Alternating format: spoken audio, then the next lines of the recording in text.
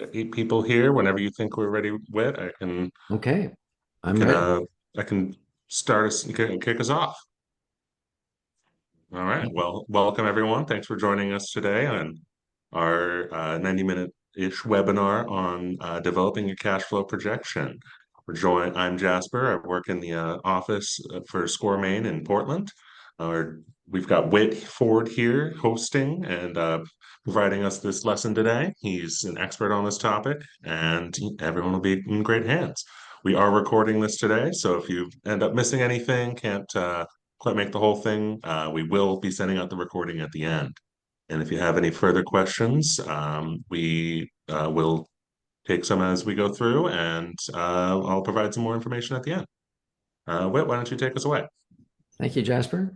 Welcome one and all to Developing a Cash Flow Projection. This workshop is sponsored by Maine Technology Institute, and we very much appreciate their sponsorship of SCORE throughout the year, including of many of our workshops. SCORE is also a branch of not a branch, but is supported by the Small Business Administration. So part of your federal tax dollars go to supporting our efforts as well. I would appreciate it if you could give me a quick introduction in the chat, perhaps, as to the type of business that you're in and whether you are already in business and operating or in the idea stages or just starting up or what. And if you have any specific concerns about projecting cash flows, feel free to toss those in the chat window as well, because I will try to address them as the time comes. This is a meeting, not a webinar, so I invite you to turn on your video and your microphone and jump in whenever you have questions or want some further expansion on something. That's fine. It's much easier to address questions as they arise than it is to try to circle back to them at the end of my slide deck. So please do interrupt with questions as they arise. I'm happy to address them as we go along. I am going to post a link in the chat myself right now to the spreadsheet that you will see me showing over and over and over. The link I posted is to the SCORE website and one of the resources that we make available. This is an Excel spreadsheet that you can download. If you use Google Sheets, you should be able to upload it and it'll convert it just fine. It's not very complicated, and I'll be talking about it. If you want to download it, look at it on your machine as we go along, you're welcome to do that. So, turning to the topic of today, cash flow. Cash flow is a term that accountants love to use, as do chief financial officers of organizations. It may not be a term that means much to you already. And in case it doesn't, I thought I might start by just defining it. Cash flow refers to whether a business is generating cash or not generating cash, and by how much. So if your business bank account was $1,000 higher at the end of the month than it was at the beginning of the month, then you could say that your business is generating cash, and you could say is generating $1,000 of cash per month, at least for that month. And that would be referred to as being cash positive. On the other hand, if your bank balance declined by $1,000, you'd be cash negative, and that's often referred to as a burn rate. How fast are you burning cash? That obviously is not desirable, but it is something that almost every new business goes through at the beginning. Some businesses turn cash positive quite soon after starting, and others take years to turn cash positive. And that's a milestone that's important because until you turn cash positive, you need to have enough cash in the bank to sustain the business until it does become cash positive. So analyzing your cash flow going off into the future is incredibly useful and important to helping you figure out how much cash your business is going to need in order to get to the point where it starts to be cash positive. So having a positive cash flow allows your business to survive. It allows you to pay yourself and any other owners compensation and provide yourselves with a return on your investment in the company. It allows you to provide a return on investment to other investors if you have them. Being cash positive may also be necessary to allow your business to grow in the first place. If your business requires you, for instance, to have inventory on hand, you will need to put more money into inventory for next year than you put in this year if your business is growing. So where does that money come from? Either it comes from investors or from cash generated by your business in the past year. Growth may also entail hiring more staff. And often you have to hire them and train them before they really support the higher level of revenue that you're expecting. So hiring new staff will often lead to a cash hit before you start seeing the benefits of having them on the staff. And so projecting your cash flows can help you anticipate that.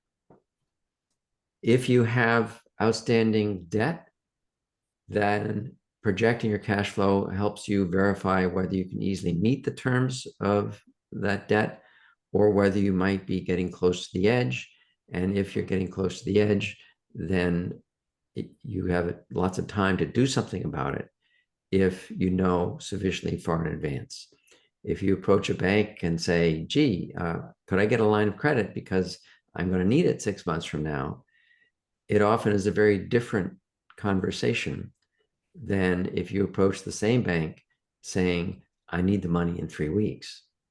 So by planning in advance, you score points for planning in advance with lenders. So the moral of the story is, if you know you're going to need money, the best time to apply for it is well before you need it. And the whole purpose of projecting your cash flows is to help you anticipate your future needs better. So let's talk first about the items that have the biggest impact on your cash flow. First of all, most people think of the profitability of your business as being something that has the biggest impact on your cash flow. And that often is true, but profitability does not equal cash flow. If your business is profitable, there's a good chance you're also cash positive, but not necessarily. It depends on the accounting method you use and the specifics of your particular business. It's possible to be profitable and still be cash negative. It's also possible to operate at a loss and yet be cash positive. So that's why looking at a cash flow projection separate from your income statement that comes out of your accounting software is a very useful exercise. So what else affects your cash flow other than the profitability of your business? Well, I already mentioned inventory. If your inventory level that you currently have on hand goes up, that implies that you've invested money in it. And where did that money come from? Usually it came from your cash balance. So an increase in inventory will usually lead to a decrease in cash. Now, there could be exceptions to that. For example, if you have terms from your vendors and they let you pay in 45 days, your inventory could have gone up, but you haven't paid for it yet. So it hasn't hit your cash yet, but it will hit your cash in 45 days if that's the terms that you have. So in general, inventory is probably the most frequent thing other than profits that tend to affect people's cash levels. An increase in inventory decreases cash. A decrease in inventory, say after your busy season, if your inventory is lower, you will tend to have more cash on hand. The second major item is accounts receivable and accounts payable balances. Accounts receivable is money that your customers owe you. If accounts receivable grows, that implies that you've made a bunch of sales, which is great and makes your income statement look good, but you haven't received the money yet. That's why it's in accounts receivable. So that gets you to an example where sales have gone up and therefore profits have gone up, but you haven't seen the money yet. And therefore your cash has not changed yet. So if accounts receivable goes up compared to say last month, then that means I need to reduce the amount of cash that your business has received. On the other hand, if accounts payable goes up, that means that you owe more money to your vendors than you did, say, last month. And presumably you've received the goods, but you haven't paid them yet. So your cash would be higher, better than you might otherwise have expected. So when calculating cash flow for a business, you start by looking at the profitability of the business. What did it earn in profits? The first thing you typically do is add back depreciation because that's a non-cash expense. And then you have to adjust that number for changes in inventory, for changes in accounts receivable, for changes in accounts payable, for any capital expenses that you expect to see or that occurred.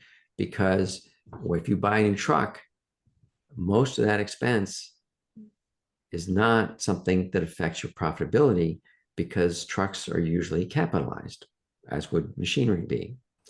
And therefore, it will increase your annual depreciation number, but it won't actually be a large expense on your income statement this year. There can be exceptions to that. There are ways you can expense things up to a certain limit. But when you capitalize something, it is a big cash outlay, but it's not reflected in your expenses or your income statement.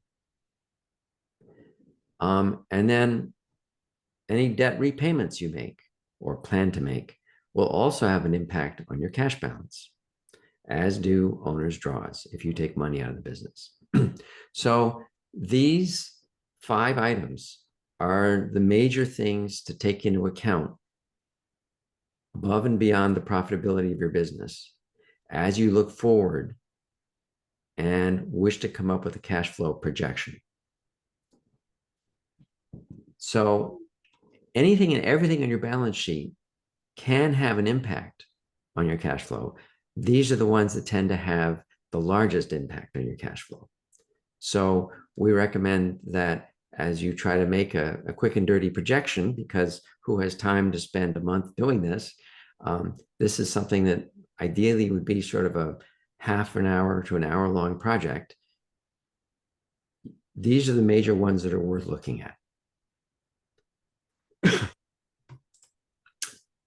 So one thing that bothers everybody I've talked to about forecasting is that they are concerned that their forecast will not be correct.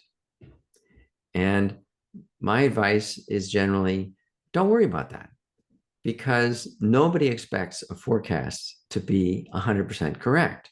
That just doesn't happen. You're going to be wrong one way or the other. You're either too high or you're too low. End of story. So don't get too caught up in trying to make your numbers accurate to the penny. That is a waste of your time. Yes, you want them to be as accurate as you can make them. And yes, you want to have your numbers based on reasonable assumptions as much as possible. Document your assumptions, because if somebody has questions about your cash flow forecast, they almost inevitably are going to be asking questions like, well, what sales growth rate did you assume? And why did you assume that as your sales growth rate? Or why did you assume that as the cost of electricity for next year? So any assumptions that go into your forecast are things that you should probably note on the side somewhere or in footnotes down below, just so that you remember what went into it yourself 2 months later. And if you are relying upon outside data, that's wonderful. If you're a brand new business, you often have to rely on outside data because you don't have much history yet yourself. And so cite where you got the data from. If it's a web link, that's quick and easy. If it's something you found in print, note the name of the magazine or newspaper, the date of publication, etc., and the page number, so that somebody else can go find the same information and verify that it came from a source that hopefully they trust. So don't worry about being correct, but do try to make reasonable assumptions, document where they came from, and when possible, use third-party data or historical data from your own company that is as trustworthy as you can find. Sometimes you can't find very much that you trust totally. That's okay too. Sometimes you have to make guesses, in which case, when you document your assumption, you're going to say, this was a guess on my part based on my experience to date in the industry. That's okay. Next up, when forecasting, we strongly suggest that you forecast your revenues first. And only when you finished forecasting revenues, turn to forecasting expenses. Now, this is often backwards compared to the way that many people prefer to do things, because expenses are often easier to forecast. So people will forecast expenses first because I can check that off the list and feel that sense of accomplishment, and it's a wonderful thing. The problem with doing that is that it is absolutely miraculous how often a revenue forecast will just happen to exceed the expense forecast if expenses were forecasted first. So we strongly recommend that people forecast the revenues first, even though that may be harder, and only after you put your pencil down saying, okay, I think I'm done with my revenue forecast, only then turn to your expense forecast. And that avoids the problem of having one forecast bias the other quite so much. But it also helps with the expense forecast, because if you're forecasting strong revenue growth, that gets you thinking about what I need to support that growth. And you'll need to have those thoughts in mind as you go and forecast your expenses. So do try to forecast revenues first and then expenses. I'm going to walk you all through the process of doing a cash flow forecast, starting with revenues and then expenses. I just wanted to mention a couple of caveats first, namely, the way revenues are forecasted can vary wildly from one business to the next. The examples I'm going to give are going to be simpler ones because our time is limited. Revenue forecasting can get quite complex for many businesses, so much so that it often makes sense. For example, if you're a retail store, it makes no sense to try to forecast revenues by stock keeping unit, by individual product.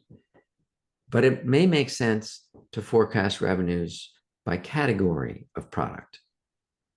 So toiletries, I sold this volume of dollars this year. This is what I expect to do next year. If I'm a service business, I might have 2 or 3 different types of services that I offer, each at a different hourly rate, in which case it makes sense to forecast each of those individually. On the other hand, if they're all the same hourly rate and you have limited time, maybe you just forecast the number of hours you expect to be busy, and that's your forecast. So don't make your forecasting exercise unnecessarily complicated. Try to keep it as simple and high level as is reasonable and as allows you to feel confident that you're doing a decent job of anticipating what you think might happen. So the result of all this is that forecasting can be a lot easier for some businesses than for others. I fully acknowledge that.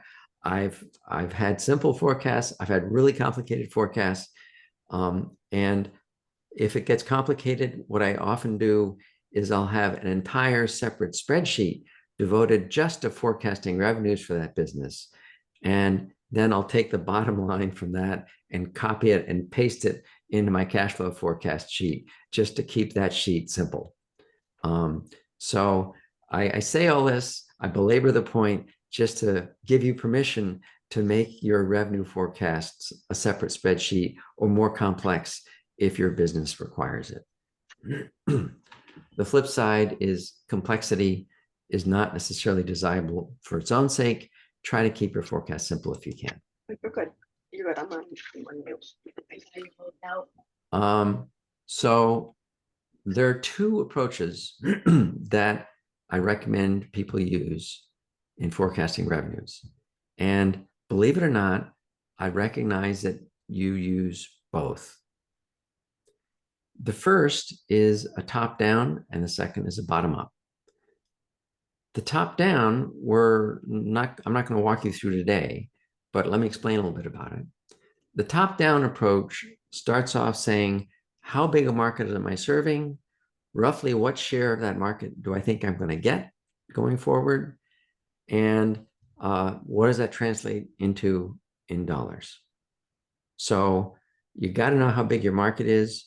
If you're serving a market nationally, you can probably find statistics for those.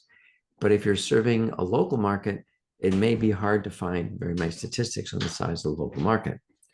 So that's one question is how do I estimate the size of the market? Then the second question is what's your market share? Well, much of that can depend on how many competitors you have in your market. If it's local, it's much easier to estimate. If it's national, it may be harder to estimate. Depends on whether you have national competitors or whether all of your competition is local to different regions. So once again, that can get complicated. So since all of those things require time and some research to do, I'm not really going to walk you through an example of that today, but it is worthwhile doing because that sort of a top-down approach will usually generate a different revenue projection number than the bottom-up approach that I'm about to describe generates. And those differences are worth thinking about. And we'll come back to that later. The second approach is bottom-up, where you say, okay, how much capacity do I have? That might be determined by the number of seats you have in a restaurant or number of tables you have in a restaurant. It could be determined by the number of hours you have if you're doing consulting and it's just you, or the total number of full-time equivalent hours your organization has if you are a labor-intensive service provider. If you're a retail company, your capacity might be determined by how many transactions the person at the cash register can complete per hour. There are all sorts of things that might be the limiting factor to your capacity. Once you've thought about that, the next thing is to figure out, well, how much of my capacity do I expect to actually see used? In most cases, a business is not going to be using 100% of their capacity. If you're retail, you might find that during some hours, you're at 100% capacity, but at many other hours, you're at 50% or less of capacity. But you still need to have somebody at the cash register. So look at your capacity utilization on an average basis.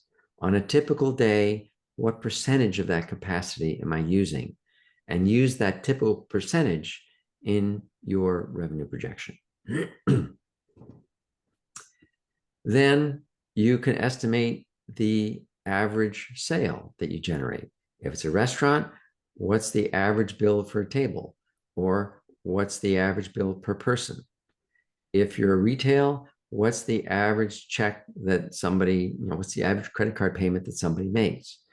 You can use overall averages like that, or if you prefer, use median values to come up with a quick and easy way of projecting your likely revenues. So you might take your capacity times its average utilization times the average sale, and ta-da, you have a revenue projection. In that case, your forecast consists of saying, am I growing my capacity or shrinking my capacity? What's happening to utilization? Am I expecting it to be a higher utilization during busy season and a lower utilization during my slow season? Or what? And then what's happening to the average sale? Is that going up? Is that staying the same? Is it going down? So by thinking about sort of 2 or 3 or 4 dials, if you will, you can come up with a revenue projection that is easy to explain to somebody, because you can say, oh, I'm taking these steps and I expect the result to be this change in one of the dials. And that's where that number came from.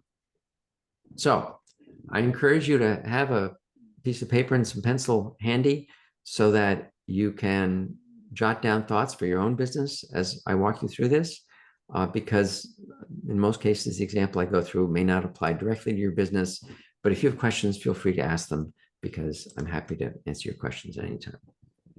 So first question, in looking at a bottom-up analysis of your business,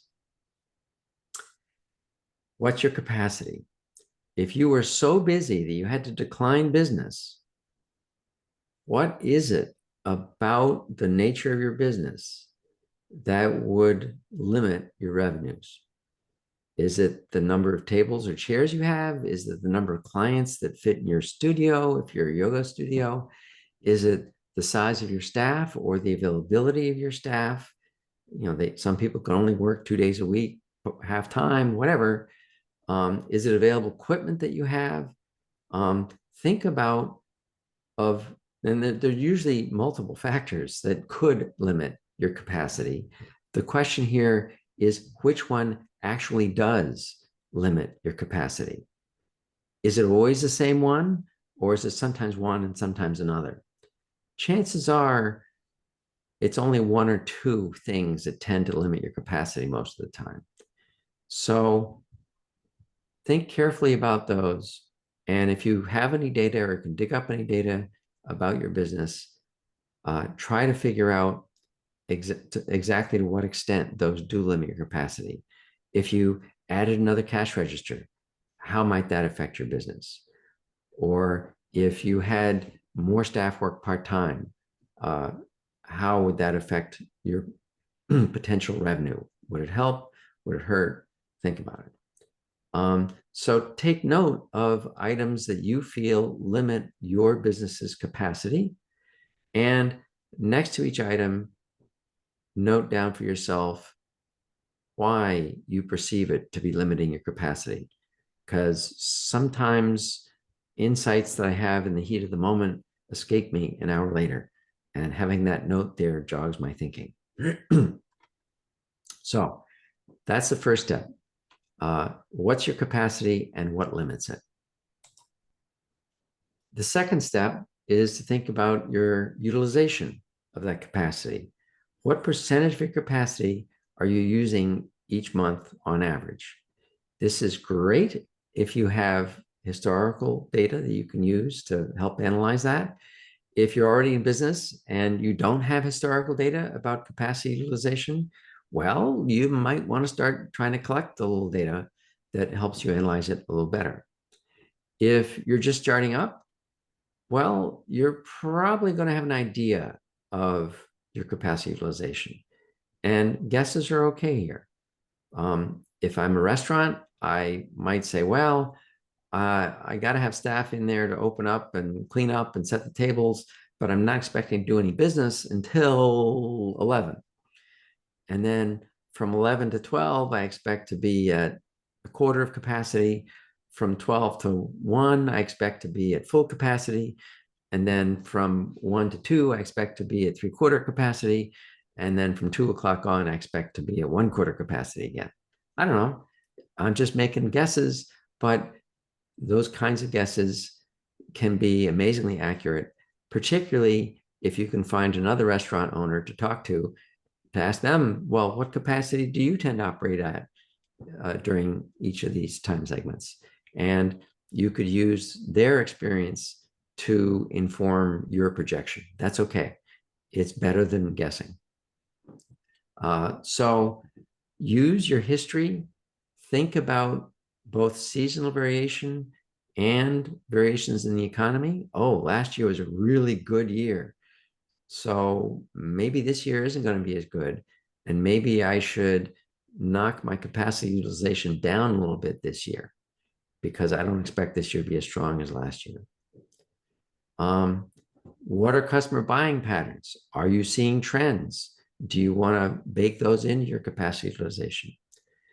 And don't neglect maintenance and administrative needs. You may have staff and therefore capacity to sell more, but in my restaurant example earlier, you might have them all busy cleaning tables for the first hour. So actually your capacity to serve meals in the first hour might be 0 because all of your staff is cleaning tables. So there are lots of things that could contribute to a reduction in capacity, even though all your staff are busy doing things that need to be done. So think about your capacity over several time frames. One is a day, another is a week, and a third is a month. Thinking about over a day is really pretty small scale, but is important if you haven't thought about it before to think about over the course of a day. More useful would be over the course of a week because your days of the week probably vary. But every Monday is probably similar to other Mondays, and Tuesdays are probably similar to other Tuesdays in many businesses. Your goal is probably, for forecasting reasons, to get to a point where you can say, okay, I have confidence in this monthly number. And if I can forecast things month by month by month and avoid having to get down to day by day or week by week, that's often a lot more convenient and faster. So I prefer to look at monthly numbers. It's broad enough to make forecasting easier and not too detailed, but it's also narrow enough to have the forecast be useful in that I'm looking at my monthly ending bank balance to make sure it never gets too low. If there's 1 or 2 problem months, you might want to go and look at them week by week, but a monthly forecast is good enough for most businesses. So on your paper, make a note of your estimated capacity usage each month. You may find that it gets complicated hour by hour during a day, but it's easier day to day, and it's easier yet week to week, and then it's easier yet month to month, because all the highs and lows tend to smooth out over the course of a month. But if you don't have historic data from your business to use, you may want to start by thinking about a day and then turn that into a week and then turn that into a month and see where that gets you. Even on a monthly basis, you will likely find that your capacity utilization does change. That's okay, particularly in seasonal businesses. So if you expect capacity utilization to vary from month to month, then just include a description of why those variations have occurred in your notes on the side, documenting your assumptions. Any questions so far?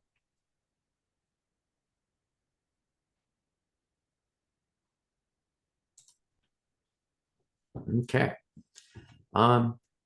Lastly, what is your average sale?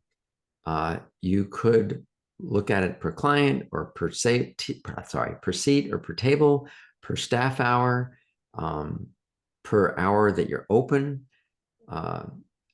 I don't know. It doesn't really matter exactly what unit you use. you want to use a unit of capacity that makes sense for you. And by having it be an amount per unit of capacity, that makes the math a lot easier. So if, for example, you have one cash register, the average ticket size is $20, you might just allow changes in capacity utilization to drive all of your revenue projection. On the other hand, if you find that the average sale grows and shrinks seasonally or whatever, then you might twiddle with several of those buttons in doing your forecasting instead of just with one of them. So here's an example from my own life.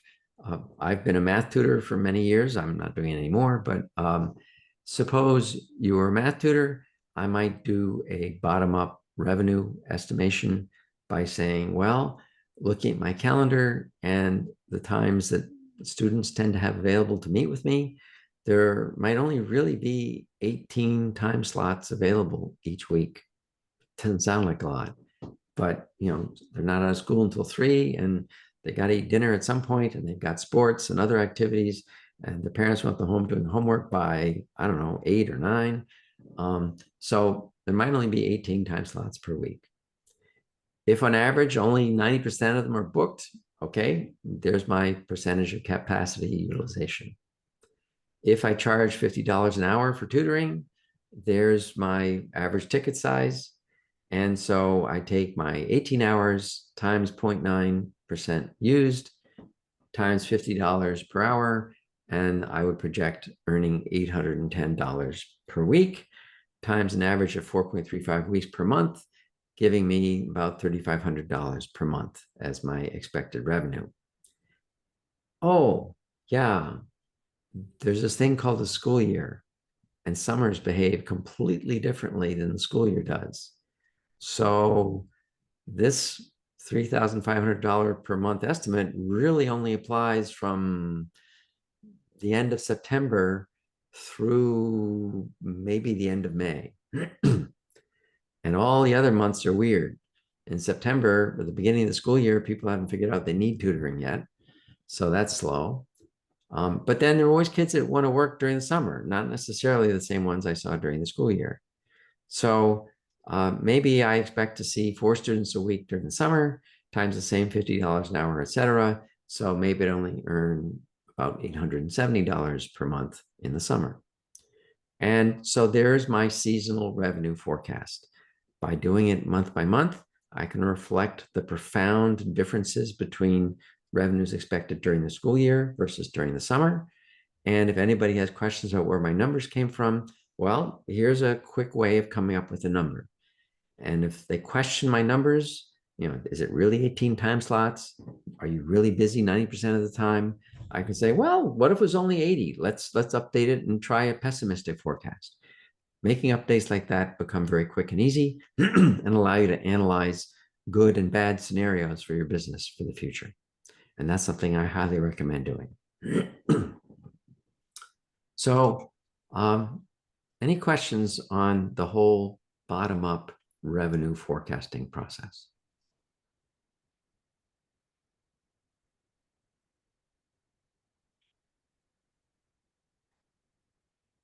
Well, deafening silence.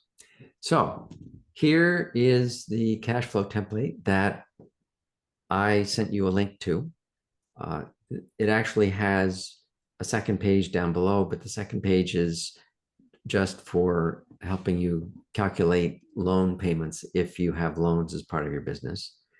There are a couple other tabs, 2 tabs for year 2 and year 3, and then 2 more tabs for different scenarios if you want to try an optimistic and a pessimistic scenario.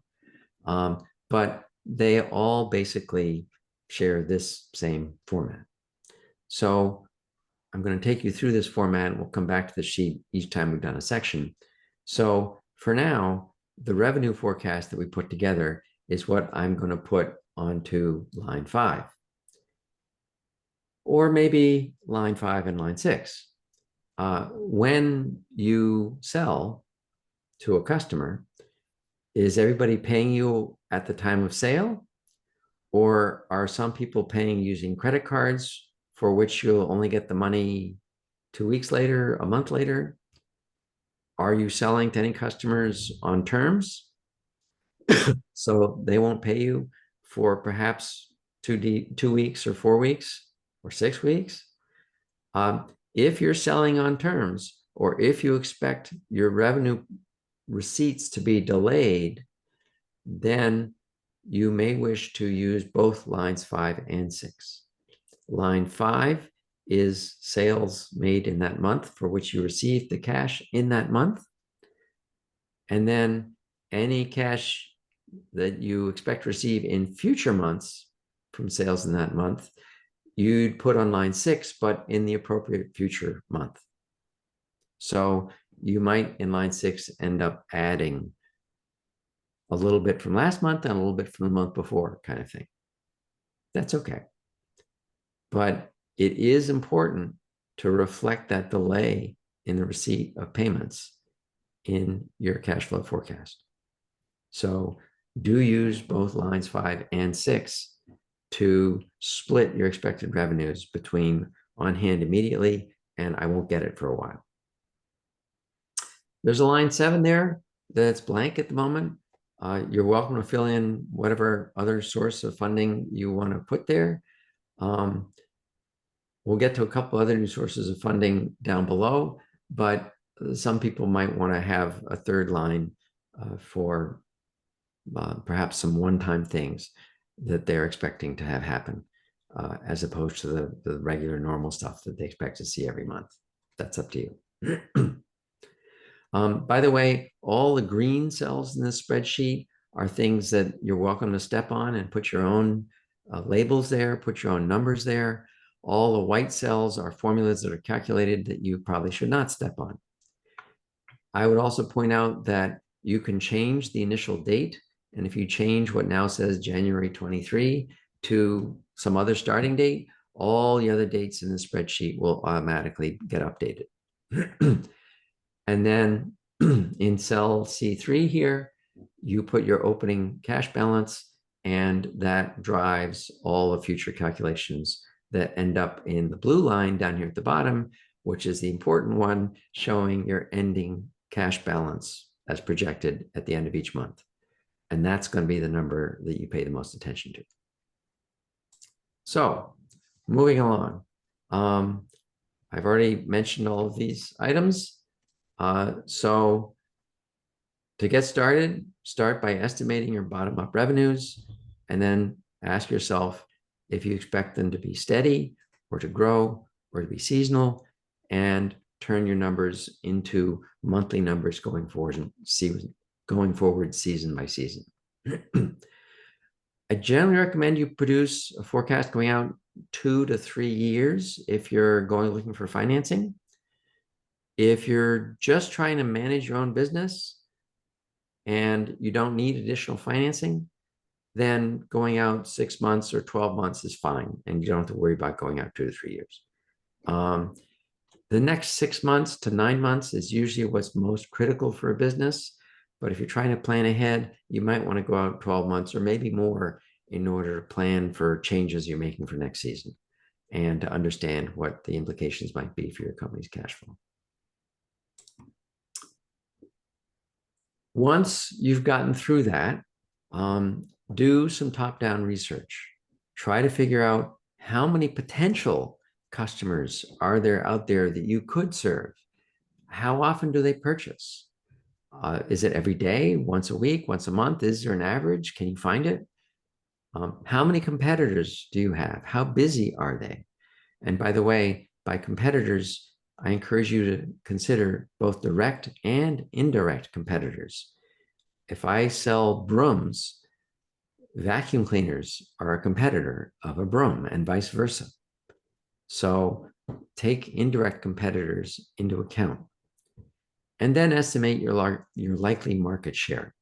What percentage of all those customers and their average purchases do you think your business is going to get from the market that you serve? And then your revenue becomes your number of customers times your share of those customers times the average purchase times the number of purchases per month. And ta-da, you have a top-down revenue estimate. Now, this leads to a comparison of your top-down estimate with your bottom-up estimate. And you'll usually find that they're different. If the top-down estimate is bigger than the bottom-up one, that probably implies that capacity is limiting you. And you're not generating as much revenue as you might if you had more capacity and could actually earn the market share that you projected in your top-down projection. So if top-down is bigger than bottom-up, maybe capacity is limiting you.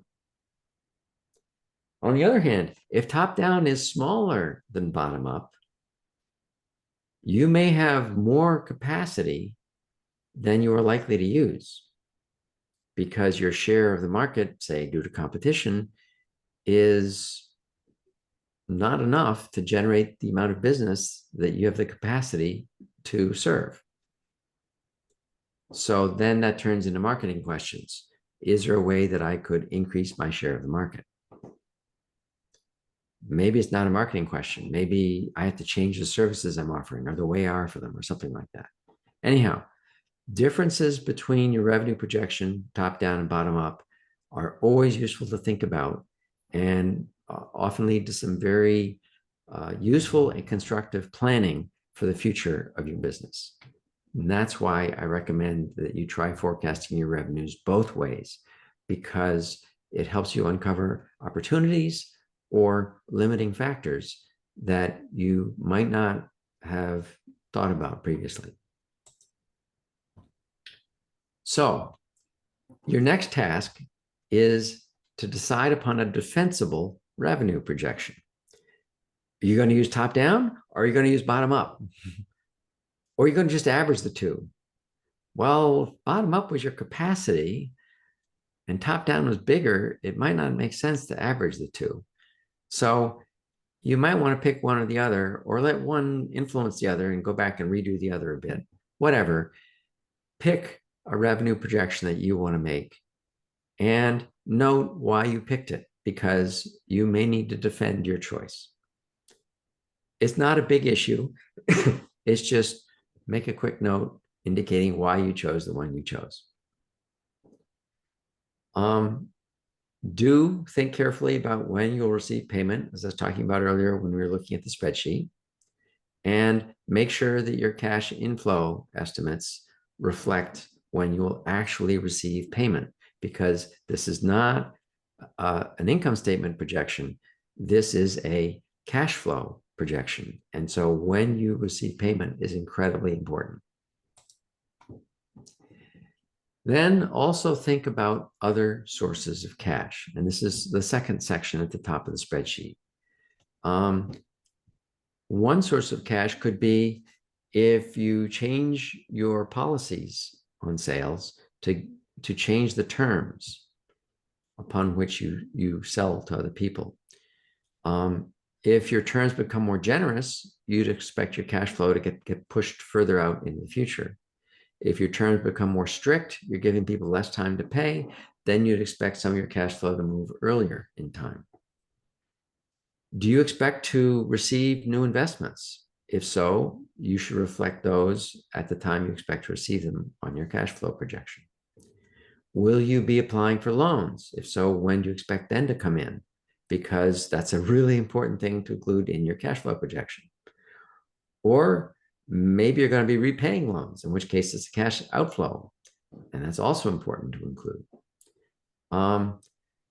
Do you expect to receive grants? Have you applied for grants, or are you participating in competitions?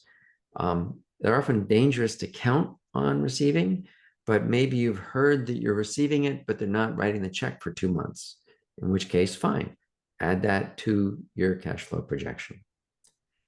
Are you trying crowdfunding as a source of funds? That can be uncertain depending on the platform you use. You may not get any of the funds until you achieve your goal, or you may get funds as they come in. Once again, the timing of the receipt of that cash is important to reflect in your cash flow projection. So if any of these apply, include them on your template. And those could be on line 9 and 10 here, or they could also go on line 7. If you had a grant that you're expecting to receive, that could go on line 7. But if you expect to get loans, line 9 is a good place to put them. If you expect a partner to put money in, or a new partner to join, or a new investor to provide you with funding, that would be a good thing to put on line 10. Or if you as the owner are putting more of your money in the business, then put that on line 10. So now we turn to expenses. As I said earlier, all the labels on the left of the spreadsheet are there as reminders. You're welcome to relabel, particularly the expense lines, any way you want to better reflect the nature of your business. There are not an unlimited number of expense lines here. So I do encourage you to consolidate expense categories. If your income statement includes an expense line for paper clips, maybe you could mush that together with supplies, and that's good enough for forecasting. In general, I recommend that people forecast only the larger numbers from their expenses, not the smaller ones. So if you've got a bunch of smaller things, can you lump them together and end up seeing something that's about the same number every month? Okay, that makes forecasting easier, and you don't have quite so many expense lines on your forecast. However, do think about the nature of each of your expenses. Some of them may occur only once at startup, in which case you'll see them only in that first month maybe, and then never again, or maybe in the second month. Other expenses may vary with revenues. So as your revenues go up during your high season, you may need to bump up your cost of goods sold to reflect those higher revenues during those months. And oh, by the way, your cost of goods sold, if you're in an inventory-based business, usually happen in months before you get the revenue from selling it, because you got to buy the inventory and have it on hand before you can sell it. So usually you'll see your inventory buildup expenses happening for a month or 2 or 3 before you see the higher seasonal revenue lines. And then you reach the end of your busy season, you expect to see your inventory purchases go back down, and therefore your cash outflows for inventory purchases probably start to go down maybe in the last month of your busy season. Some expenses may vary with temperature, such as electricity or oil or plowing, if you live in a northern climate. Some expenses may be constant every month, like the rent. Some may be paid only 2 or 4 times a year, such as perhaps insurance premiums. Others may be regular steady eddies that you pay every month. But the timing of these payments is important. And if you have a payment that only happens twice a year, it's worth putting it in to your forecast at those 2 points in the year only, and making it a monthly expense, because it's not a monthly expense. You want this to reflect when the cash actually leaves your bank account. And another step that may be useful and may also be hard, depending on your industry, is if you can find industry ratios for expenses, use them to look at your expenses.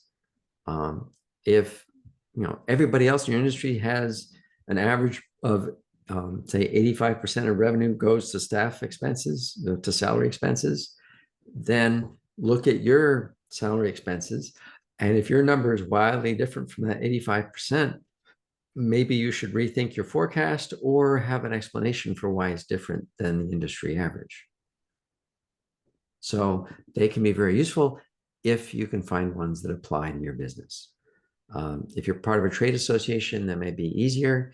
If you're part of an industry for which the federal government collects statistics, that might be easier. But many companies find that there are no industry ratios available for them. If you want to try to find something like that, I do encourage you to visit your local public library. In particular, the Portland Public Library has a wonderful business reference librarian who can help you find the appropriate database to find this kind of information. Or another person to talk to could be your friendly local banker, because many banks have access to industry average information that they use as part of their loan application analysis.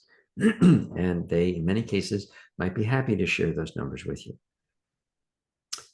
Above all, I just want to emphasize, because this is a cash flow projection, you should be entering expenses when they are paid.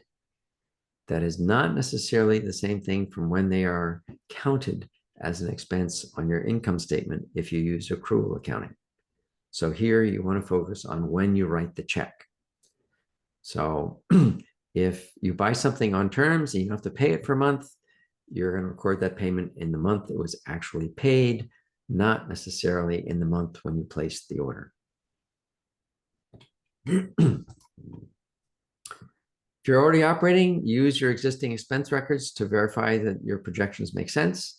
If you're a new business, make your best guess estimate based on either quotes you've received or industry ratios or landlord estimates or just your best guess.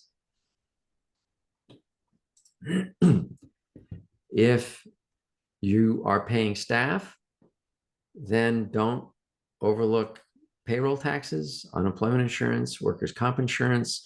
Those are all hopefully part of your historical financial records, and so you'd see them there. But if you are a new business and you expect to be hiring, don't neglect to include these numbers as part of the cost of your staff above and beyond the hourly wage they receive. And if you were profitable last year, don't overlook your need to pay estimated taxes this year based on last year's profits. In general, you're going to have to pay a quarter of the tax you owed on last year's profits on April 15th, June 15th, September 15th, and January 15th. And those payments should be included in your cash flow forecast if you expect to be taking money out of your business, if you're the owner of an LLC, say, in order to make those estimated tax payments. And then look back over each expense line and ask yourself, should it be smooth or should it vary from month to month? And if so, how? Will this particular line grow before revenues grow or after revenues grow or as revenues grow? Do you wish to lump some expenses together to make everything a little bit simpler to forecast? Remember, you're welcome to change the names of the expenses. A Google search might help you find typical expense ratios if you're starting a new business. And lastly, don't worry too much about making errors in forecasting expenses. Most people's expense forecasts, if they try to do a good job, will typically be within about 10% of reality. Now, I don't know which ones are wrong. I don't know which ones are contributing to that 10%. But generally what happens is some are too high and some are too low, and they sort of cancel each other out. And the bottom line is what's within 10% of reality. So do your best and then be confident that your best is probably going to be within 10%.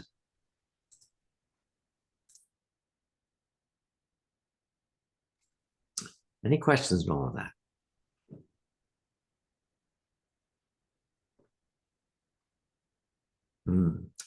Okay.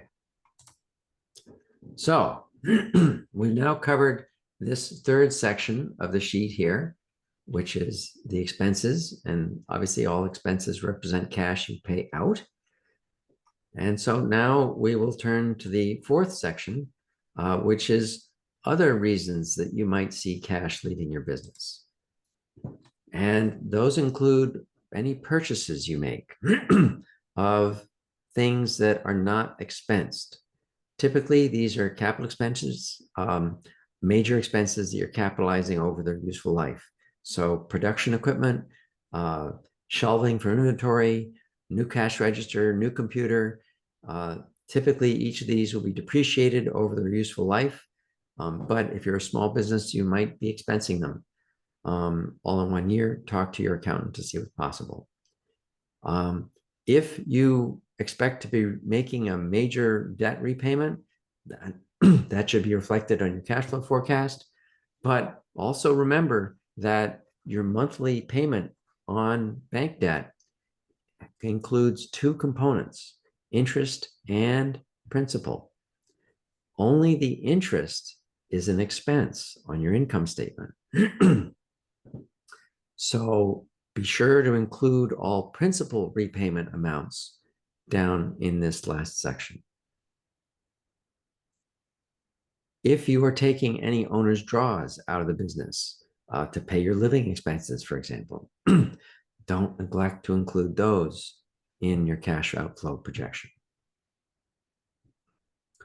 Do you expect to see any changes in any of these going forward in this next year?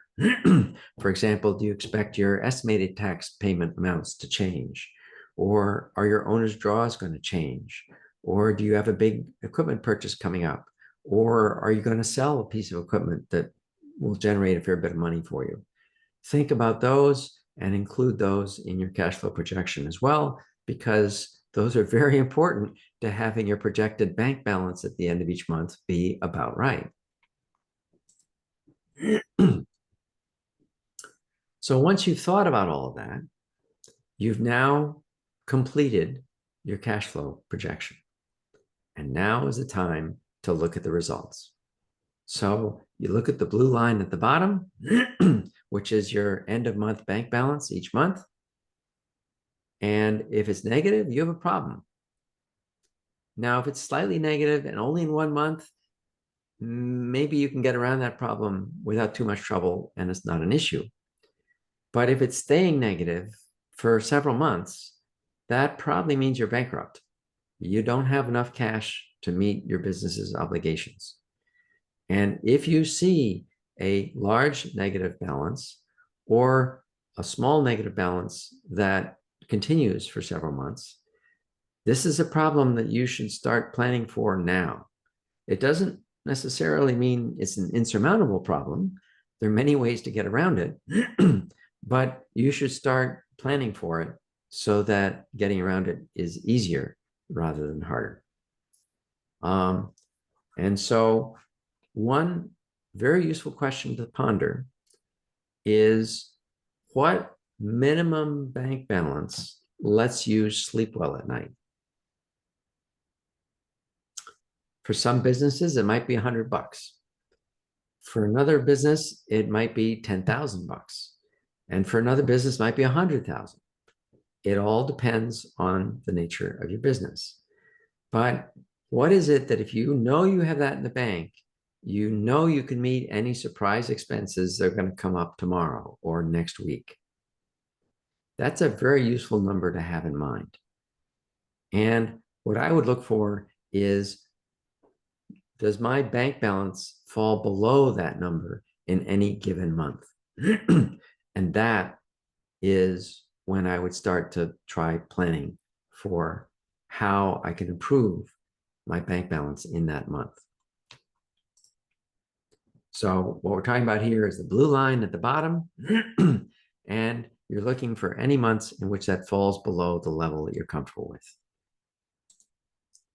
So how could you improve it? Well, depending on the nature of the business you're in, if you don't already ask customers for deposit at the time that they place an order, maybe you could. And you could get cash sooner that way. You wouldn't have earned it yet, so it might still have to be recorded as a liability in your balance sheet, but you have the cash in hand and it helps keep your bank balance a little higher.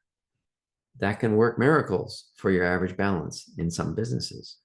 In other businesses, you cannot ask for a deposit in advance. Okay, fine, but it's something to think about. Secondly, if you anticipate some low cash months coming up, control your expenses carefully, particularly fixed expenses and any inventory growth. So if you see that your cash is going to get tight, maybe you can postpone ordering new inventory for a week or two. And even a small change like that could really help your bank balance in times that it would otherwise be low. Fixed expenses are what kill businesses in tough times. They are often things like your rent, or if you finance the purchase of an asset, that's great because it spreads it over time, but it turns into a fixed expense. Might you have been better off leasing that at a higher cost with a lease you could cancel on short notice than committing to a long-term thing, which if your business slows, you're stuck with. So think very carefully before committing to fixed expenses in your business, and make sure that fixed expenses don't get to be too large a percentage of your total expenses each month. Because if your business slows down, your variable expenses will probably slow down with revenues, but your fixed expenses will stay the same. And that's going to be what hurts the most in slow times. So if you're starting a business, consider some short-term rentals in the first few months, even though they'll cost you more, to begin establishing your customer base and prove to yourself that your idea works before you commit to leasing a retail space for a year or two. Or perhaps, even though you have this really tempting offer to buy a large quantity at a great price per unit, maybe you're better off buying a smaller quantity at a higher price per unit because you keep your bank balance higher for longer. So early on, it's okay to be less profitable if that helps keep your fixed expenses down and preserves your cash for later. As you grow as a business, as you gain history with your vendors, don't be shy about asking them for terms. Hey, I've been a great customer of yours for the past 3 years. Might you allow me to pay in 14 days or in 30 days instead of paying upon order? And see what they say. The worst that can happen is they say no. But I say, sure, we'd be happy to do that. Mind you, you might be getting terms instead of getting a discount, but you could say, well, if you gave me a discount, what would that be? And see which is better for your cash flow. So those are some things to think about that can help improve your bottom line. Your business cannot afford to run out of cash. So if your need for cash is seasonal, consider asking your bank for a line of credit. Many people are not aware of lines of credit, which is a very useful product. It basically is a loan that might sit at zero for month after month after month, but it's pre-approved. And so all you need to do is call up your bank and say, hey, could I draw $5,000 on my line of credit? And it's in your account, say, the next day. You start paying interest on it the next day, and you pay interest on that $5,000 until you repay it. Maybe you repay $1,000 next month, then $2,000 the month after that. Okay, your interest goes down every time you make a partial payment. When you get down to zero, your interest charges stop. There's an annual fee typically to renew the line of credit, but it's not a large number. It's basically just pre-approved credit from your bank, and you only pay interest when you use it. It may come with a requirement that you pay the balance down to zero for at least 2 consecutive months per year, something like that. It all depends on the bank and your company. So talk to them, see what they'll offer you. That is often a very useful way to address a short-term cash crunch if you see it coming. If your need for cash is driven by the fact that you're growing, that means you need working capital, you need more inventory, you need to staff up, whatever. Consider asking your bank for a loan to fund that growth. Presumably at this point you have some history, and maybe that history would be sufficient to justify the bank's confidence that you will be growing at a reasonable rate and they'll be happy to lend you that money. Maybe, maybe not. Depends on your particular situation and history. If you are running out of cash that you need to get your business to break even,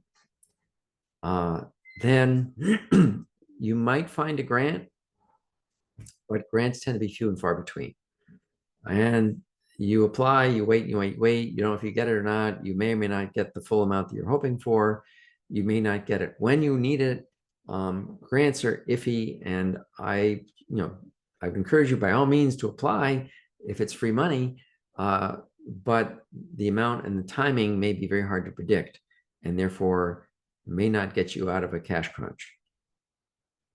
And then lastly, if you're willing to offer some of your personal assets as collateral for bank loan, that is something that many banks will ask for, particularly if you're a startup business. They would not be willing to lend you money just because you have a good business idea. They would require collateral of some point, a mortgage on real estate, or to pledge a truck or other significant asset as collateral for the loan, or equity in your house, or some investments you've made, things like that.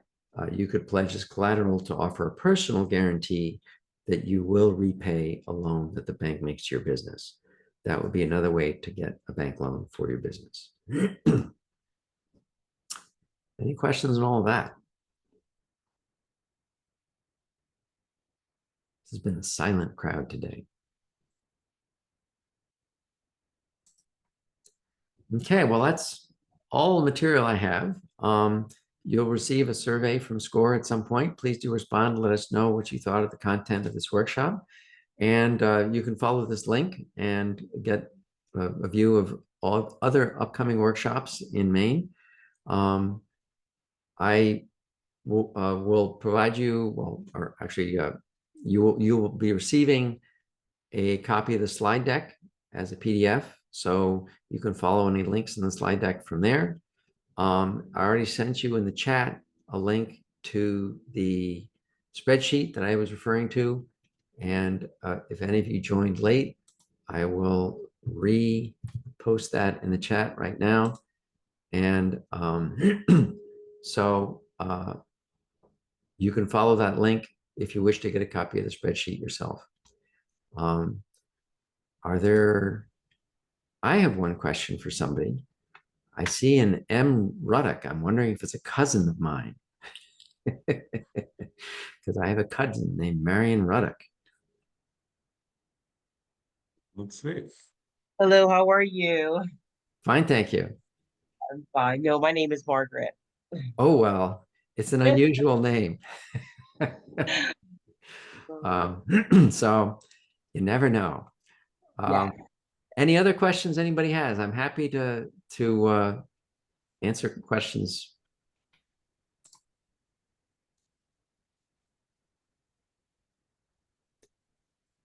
Well, not seeing any. Thank you very much for joining us today.